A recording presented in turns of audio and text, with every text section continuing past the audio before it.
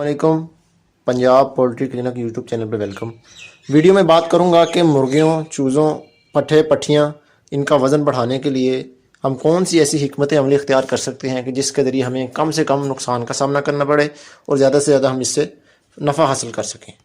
میں ایسی اشیاء، ایسی چیزیں شیئر کروں گا کہ جن کا استعمال میں لا کر ہم اپنے مرغیوں، مرغوں، پٹھے پٹھیاں، چوزوں کا وزن بڑھانے میں مدد حاصل کر سکتے ہیں۔ جس میں اگر سب سے پہلے بات کی ہے تو ہم کوکنگ آئل، کھانے والا تیل جو ہم گھر میں استعمال کرتے ہیں، اس کا استعمال کر سکتے ہیں کہ اس کی وجہ سے بھی چوزوں کے وزن، پٹھے پٹھیوں کا وزن بڑھانے میں کافی مدد ملتی ہے۔ اس کا جو طریقہ کار استعمال ہے وہ 200 ml 200 ملی لیٹر آپ 50 کلو کی خوراک کی جو بیگ ہے اس میں استعمال کر سکتے ہیں۔ اس کا طریقہ استعمال یہ ہوگا کہ آپ کسی برتن میں خوراک کو ڈالیں، اس کے اوپر اس تیل کا، اس کوکنگ آئل کا چھڑکاؤ کریں اور اس سے پھر خوراک کو ہاتھوں سے مکس کریں تاکہ اس طرح اس میں کوکنگ آئل اچھی طرح سے جذب ہو جائے اور اس کو استعمال کرنے میں آسانی ہو۔ اس کے علاوہ آپ امینو ایسڈ، لائم سٹون، گریڈ کا استعمال اور اس کے علاوہ مختلف قسم کی اور بھی ایسی اشیاء ہیں جن کو آپ استعمال کر کے، مثال کے طور پر جیسے یہ دودھ ہوتا ہے، سوکھا دودھ جسے کہا جاتا ہے، وہ بھی آپ خوراک میں استعمال کر کے اپنی مرغیوں کو، چوزوں کو وزن بڑھانے کے لیے استعمال کروا سکتے ہیں۔ استعمال یہ ہوگا کہ اگر آپ سوکھا دودھ استعمال کر رہے ہیں تو آپ نے 1 کلو خوراک میں آدھا چمچ سوکھا دودھ استعمال کر کے اس کو فیڈ کے اوپر ڈال کر اس کو اچھی طرح ہاتھوں سے مسل لینا ہے تاکہ خوراک کے ساتھ وہ اچھی طرح سے مکس ہو جائے۔ اور لائم سٹون کی اگر بات کی جائے تو اس کو آپ نے ہفتے میں 2 بار استعمال کروانا ہے۔ اس میں کیلشیم کا کافی مقدار میں سورس ہوتا ہے جس سے مرغیاں، جو انڈے والی مرغیاں ہیں، ان کو اس کا کافی فائدہ ہوتا ہے کہ اس کا جو چھلکا ہے، شیل ہے انڈے کا، وہ مضبوط بنتا ہے اور انڈے کا جو شیل ہے وہ پتلا نہیں ہوتا اور مرغیاں اچھی سے اچھی پروڈکشن دیتی ہیں۔ چوزوں میں نظام انہضام کی بہتری بھی ایک وزن بڑھانے میں ایک اہم کردار ادا کرتی ہے، جس کے لیے آپ مختلف ادویات بھی استعمال کر سکتے ہیں، جیسے ٹونی لیور ہے اور الفا کے نام سے سرپ ملتا ہے، اور آپ اینفلاکساسین، کولسٹرین سلفیٹ، اس طرح کی ادویات کا استعمال کر کے اس کے نظام میں انہضام کو بھی بہتر بنا سکتے ہیں۔ اس کے علاوہ ویڈیو میں اور بھی ایسی کچھ احتیاطی تدابیر شیئر کروں گا جس کے ذریعے آپ اپنے فلاک کو بہترین طریقے سے لے کر چل سکتے ہیں اور اس میں یونیفارمٹی، یعنی کہ اس میں سائزنگ نہیں ہوگی اگر آپ اس حکمت عملی پر عمل کریں گے۔ احتیاط کے حوالے سے اگر بات کی جائے تو کون سی ایسی احتیاطی تدابیر ہیں جن کو استعمال کر کے ہم اپنی فلاک میں جو ہے وہ وزن کا اضافہ کر سکتے ہیں۔ اس میں سب سے پہلے بات کی جائے تو اس میں فیڈ اور پانی کے برتنوں کے بارے میں بات آتی ہے کہ جس میں چوزے، مرغی، مرغا، پٹھے پٹھیوں نے خوراک کھانی ہے، ان برتنوں کی تعداد جو ہے وہ پوری ہونی چاہیے۔ اگر ہم نے 100 پرندہ رکھا ہوا ہے اور ہم نے 20، 25، 30 پرندوں کے برتن جو ہیں وہ ہم اس 100 چوزے کو آفر کر رہے ہیں کہ ہم 30 پرندوں کے جو برتن ہیں ان کو، اس کے اندر 100 پرندوں کو خوراک کو تقسیم کر رہے ہیں، تو یہ حکمت عملی بہت ہی غلط ہے۔ اس کی وجہ سے ہم اپنے فلاک کو بہت نیچے لے کر جا رہے ہیں، تاکہ ہم کوشش کریں کہ برتنوں کی تعداد پوری رکھیں۔ اس کے لیے یہ ہوتا ہے کہ اگر آپ پانی کے برتن اور خوراک کے برتنوں کی جو اچھی تقسیم ہے وہ یہ ہے کہ اگر 18 مرغیاں، 15 سے 18 مرغیاں جو ہیں انڈے والی، اس کے لیے آپ ایک برتن استعمال کر سکتے ہیں جسے راؤنڈ فگر کہتا ہے، جسے میں ویڈیو میں دکھا بھی رہا ہوں۔ اور اگر آپ پانی کی بات کریں تو کم از کم 30 سے 35 برڈ کے لیے ایک ڈرنکر جو ہے وہ کافی ہوتا ہے۔ اگر آپ اس سے کم کے لیے ایک ڈرنکر، زیادہ کے لیے ایک ڈرنکر لگائیں گے تو اس سے بھی آپ کو نقصان کا سامنا کرنا پڑ سکتا ہے، کیونکہ اگر جتنا زیادہ ڈرنکر پر چوزے جمع ہوں گے، جو چھوٹے چوزے ہوں گے ان کو پانی کم ملے گا، جس کی وجہ سے ان کے جسم میں پانی کی کمی ہو جائے گی، ڈی ہائیڈریشن ہو جائے گی، جس کی وجہ سے وہ مختلف بیماریوں کا شکار ہو جائیں گے۔ بات کی جائے تو فیڈ کا معیار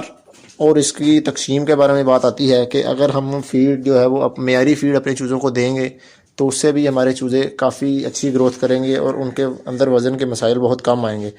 وزن بڑھانے کے لیے چوزوں کو جو ہے وہ پراپر فیڈ، یعنی کہ معیاری فیڈ کھلانا ایک بہت بڑی اچھی حکمت عملی سمجھی جاتی ہے، اور اس خوراک کو تقسیم کرنا بھی اس میں ایک اہم کردار کا حامل ہے۔ اگر ہم چوزوں کو خوراک ٹائم پر، جو ان کا وقت ہے اس پر دیں گے تو اس پر ہماری جو ہے وزن بنانے میں کافی مدد ملتی ہے۔ اگر چوزوں کی خوراک کے حوالے سے بات کی جائے کہ ان کو کس کس ٹائم خوراک دینی چاہیے، اگر ہمارے پاس چھوٹا چوزا ہے، 1 دن سے لے کر 1 ماہ تک کا چوزا ہم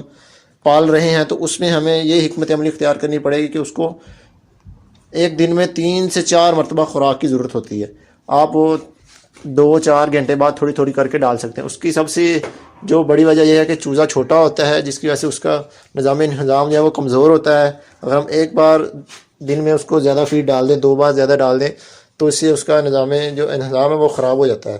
تو اگر ہم اس بات پر بھی توجہ دیں، ہم اپنے چوزوں کو فیڈ کی تقسیم کی طرف توجہ کریں کہ ہمیں کتنی فیڈ کس کس ٹائم پر دینی چاہیے۔ اور اگر بڑی مرغیوں پٹھیوں 500 گرام جیسے آدھا کلو سے اوپر کا بڑھ ہے اس کی بات کی جائے، اس کو دن میں 2 مرتبہ خوراک ڈالی جاتی ہے۔ جو زیادہ تر خوراک کا ٹائم فارمر حضرات فالو کرتے ہیں وہ یہ ہے کہ صبح 6 بجے فیڈ ڈالتے ہیں اور شام 4 بجے، ان 2 اوقات میں فیڈ۔ خوراک کے برتنوں کو اوپر لٹکانا بھی ایک وزن بڑھانے میں بہترین حکمت عملی ثابت ہوتی ہے، کیونکہ اگر ہم دیکھیں کہ اگر ہم خوراک ڈال کر برتنوں کو نیچے رکھیں، اس میں چوزے جو ہیں وہ اوپر چڑھ جاتے ہیں، اس میں اپنی بیٹھیں وغیرہ کرنا شروع کر دیتے ہیں اور پھر انہی برتنوں میں چونچے مارتے ہیں، جس کی وجہ سے مختلف قسم کے جراثیم جو کہ ان کے پیٹ میں داخل ہو جاتے ہیں، جس کی وجہ سے ان کا نظام انہضام خراب ہو جاتا ہے۔ اور برتن اوپر لٹکانے کا ایک سب سے بڑا فائدہ یہ ہے کہ جس طرح چوزا بڑا ہوتا جائے اور برتنوں کی تعداد کے ساتھ ساتھ اس کو اوپر کی طرف اٹھایا جائے، تاکہ چوزے کا جو ڈھانچہ ہے، جو اندر اس کی باڈی سٹرکچر ہے، وہ بنانے میں اس کو آسانی ہو۔ اور جتنا ہم برتنوں کو ٹائم پر اوپر اٹھاتے جائیں گے اور چوزے کا باڈی سٹرکچر بالکل صحیح بنتا جائے گا اور چوزا بالکل صحت مند خوراک کھائے گا اور اپنا وزن بالکل صحیح دے گا۔ مینجمنٹ اس کام میں سب سے بہترین حکمت عملی ہے، کیونکہ اگر درجہ حرارت بہت زیادہ نیچے آ جائے تو پھر بھی ہمارے چوزے سٹریس میں آ جاتے ہیں۔ اگر بہت زیادہ اوپر چلا جائے تو اس کی وجہ سے جو چوزے ہیں اپنے جسم سے وہ مختلف قسم کے جو ضروری غذائی عناصر ہیں ان کا اخراج کرنا شروع کر دیتے ہیں۔ اگر درجہ حرارت بہت زیادہ نیچے آ جائے تو اس کی وجہ سے چوزے بیماریوں کا شکار ہونا شروع ہو جاتے ہیں۔ اگر اوپر چلا جائے تو اپنے جسم سے مختلف قسم کے جو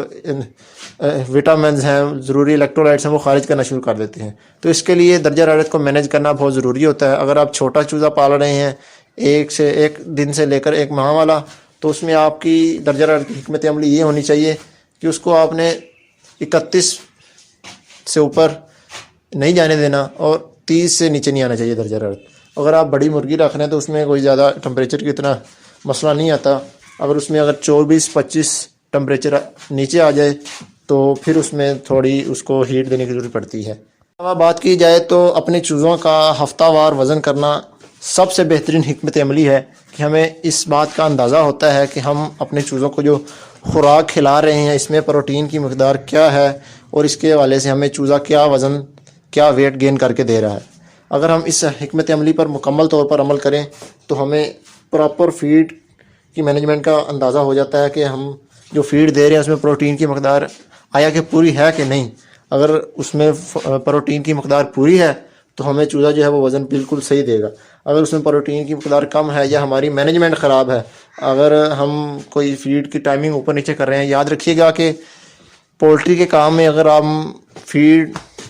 کا جو ٹائم ٹیبل ہے اس کو آگے پیچھے کریں گے، یعنی کہ ایک دن صبح ڈال دی، دوسرے دن 9 بجے ڈال دی، تیسرے دن 10 بجے ڈال دی، اس طرح آپ وہ وزن اچیو نہیں کر سکتے جو آپ نے وقت پر وزن اچیو کرنا ہوتا ہے۔ اس کے ساتھ ساتھ بات کرتا چلوں تو فارم پر جو آپ نے مینیجر رکھا ہوا ہے، جو کام کرنے کے لیے آپ نے بندہ رکھا ہوا ہے، اس کا بالکل وقت پر سارے کام کرنا بہت ضروری ہے۔ اگر وہ بندہ اچھا مینیجر ہے تو آپ اپنے فارم پر وقت پر سارا جو وزن ہے وہ اچیو کر سکتے ہیں۔ اس کے علاوہ بات کی جائے تو